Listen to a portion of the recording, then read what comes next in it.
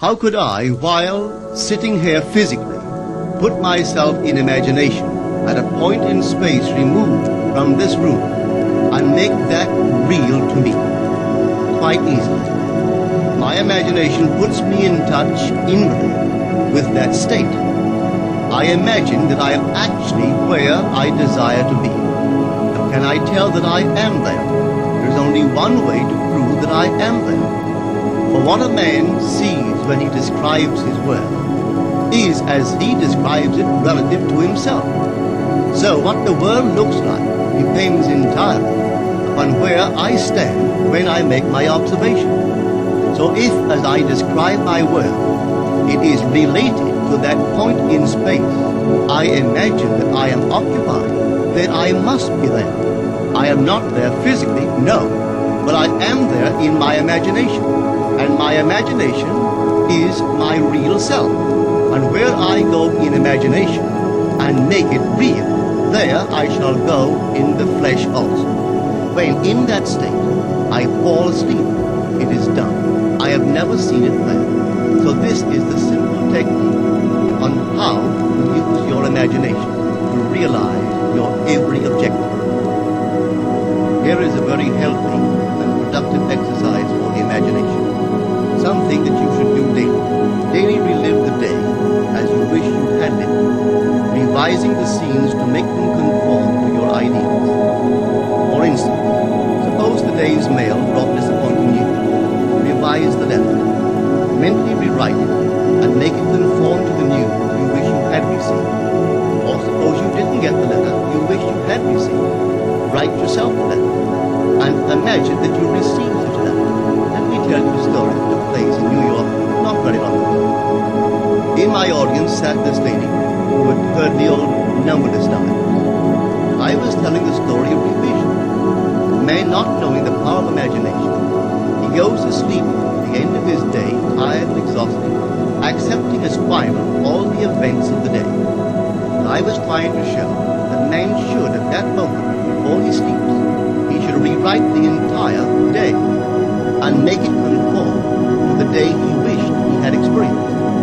Here is the way a lady wisely used this law of revision.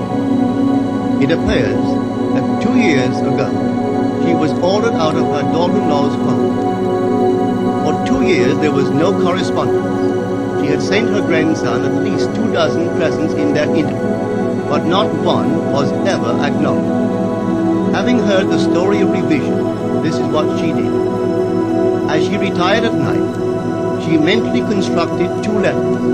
One she imagined coming from her grandson, and the other from her daughter-in-law. In these letters they expressed deep affection for her, and wondered why she had not called to see them. This she did for 7 consecutive nights, holding in her imaginary hand the letter she imagined she had received, and reading these letters over and over until it aroused within her the satisfaction of having heard.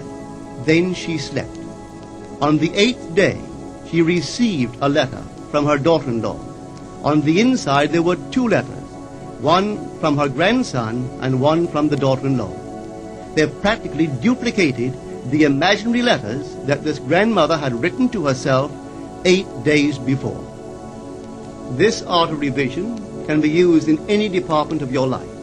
Take the matter of health. Suppose you were ill. Bring before your mind's eye the image of a friend. Put upon that face an expression which implies that he or she sees in you that which you want the whole world to see. Just imagine he is saying to you that he has never seen you look better, and you reply, I have never felt better. Suppose your foot was injured. Then do this. Construct mentally a drama which implies that you are walking, that you're doing all the things that you would do if the foot was normal, and do it over and over and over until it takes on the tones of reality. Whenever you do in your imagination that which you would like to do in the outer world, that you will do in the outer world. The one requisite is to arouse your attention in a way and to such intensity that you become wholly absorbed in the revised action. You will experience an expansion and refinement of the senses by this imaginative exercise, and eventually achieve vision in the inner world.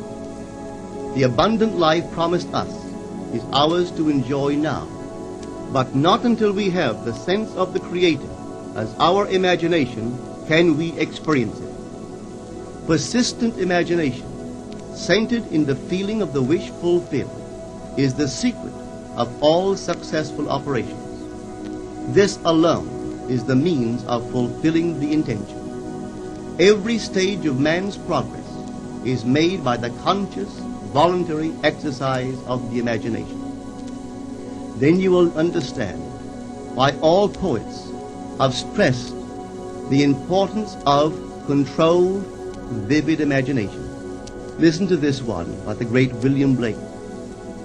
In your own bosom you bear your heaven and earth, and all you behold, though it appears without, it is within, in your imagination, of which this world of mortality is but a shadow.